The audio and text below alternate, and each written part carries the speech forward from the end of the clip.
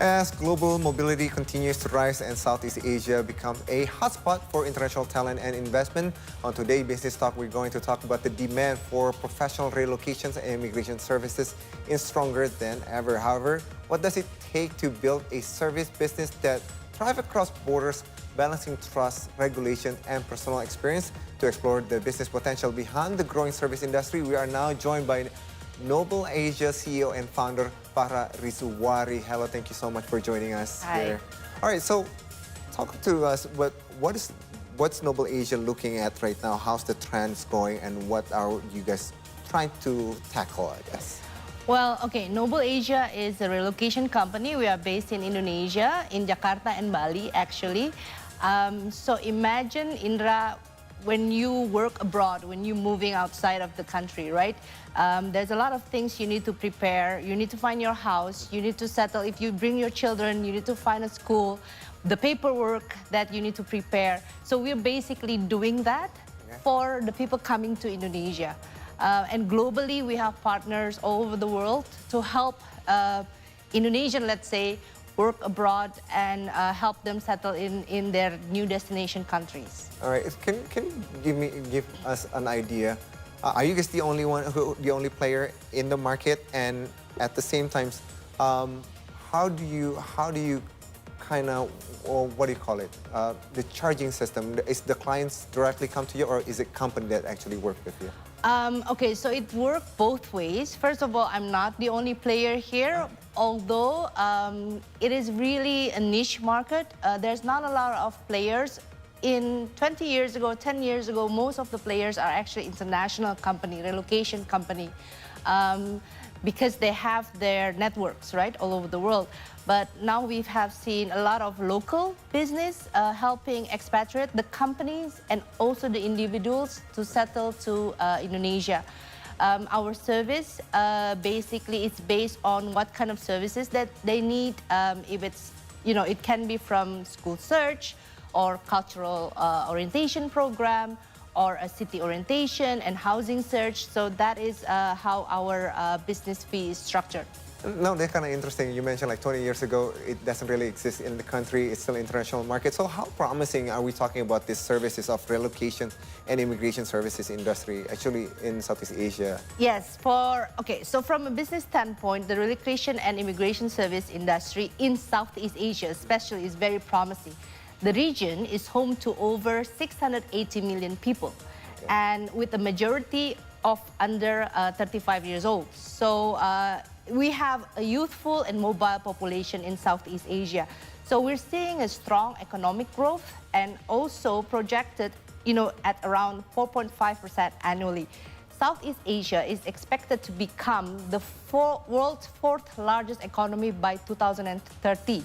Companies are shifting their operation into ASEAN countries, especially companies from China. So there's a growing demand for talent mobility as well as relocation support. That's the global relocation market itself is forecasted to grow over $40 billion by 2033. So with Southeast Asia playing a big role with its natural resources, digital expansion, as well as the investor-friendly environment. So in short, your question, it's thriving. It's a thriving industry with a lot of potential for growth. Interesting. It's 40 billion business by 2030, if you mentioned. All right. So how does, from your client standpoint of view, has it shifted from post-pandemic era, especially with the rise of hybrid work models and digital nomads? I mean, you mentioned your office is Jakarta and Bali, and when we're thinking about Bali, people, they live in Bali, but their jobs can be somewhere else. Yeah. So during pandemic, by 2021, we actually serve a lot of expats that originally were assigned to work in Jakarta. And because there was no, demand to be in the office every day, they actually moved to Bali. They were looking for houses in Bali. They were renting villas in Bali. And also we've seen a lot of demand with the digital nomads because we had Indonesia introduced the digital nomad visa in 2023. So then there was a rise of expats moving from the major cities like Jakarta, Surabaya, going to small islands like Bali.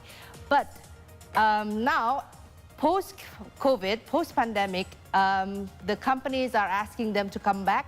Maybe not fully coming to the office 5 days a week, but at least 3 days a week. So now we're shifting again back. The companies is asking them to come back to Jakarta or Surabaya.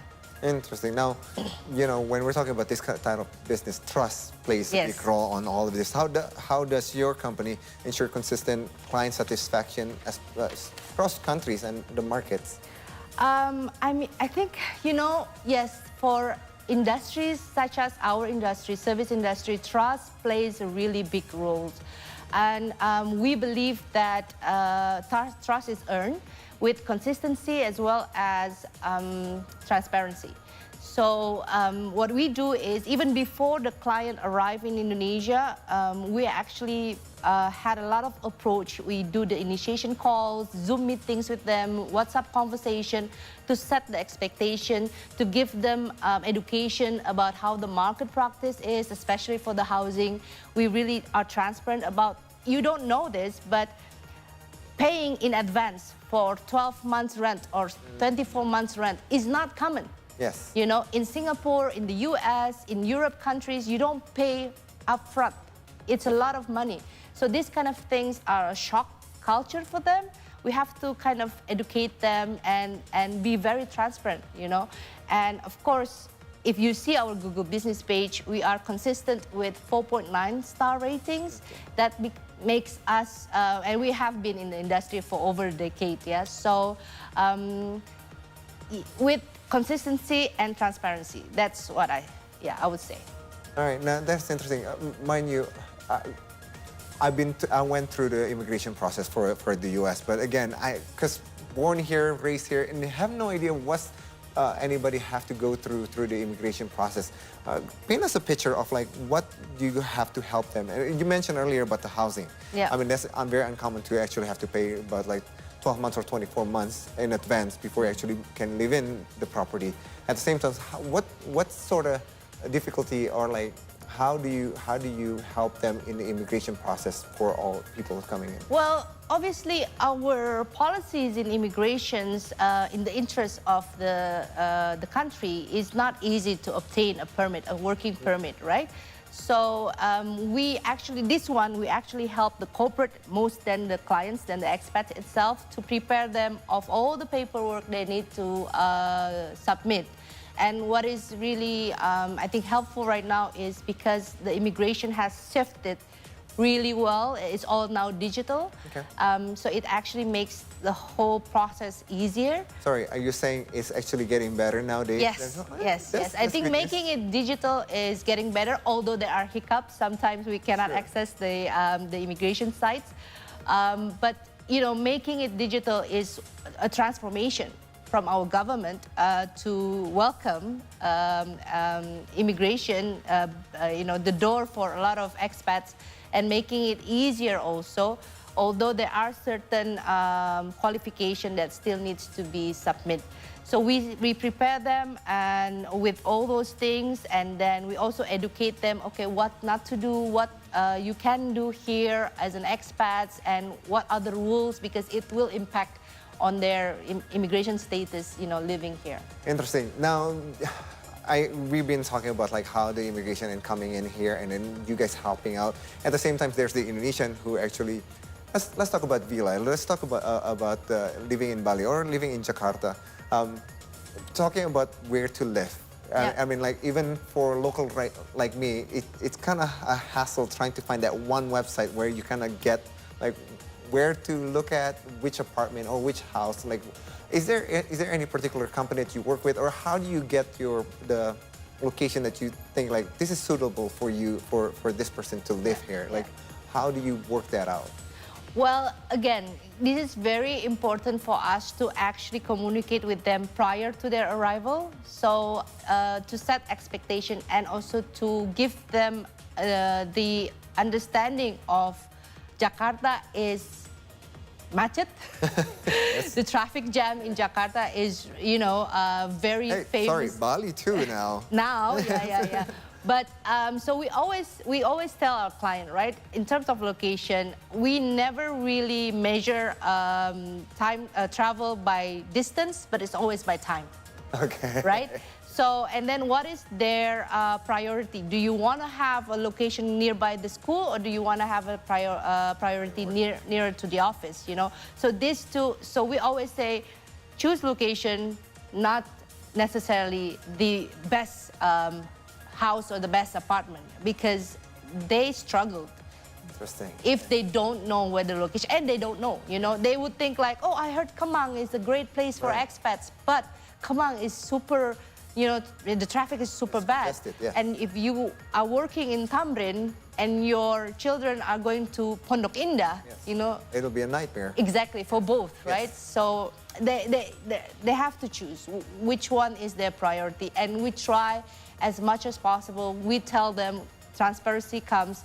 Look, you will probably face a nightmare, especially when it's flooding, when it's rainy season, you know. So from 15 minutes on Google Maps, it can go up to 1 hour. You don't know that. So be prepared, although they will never be prepared until they are here, right?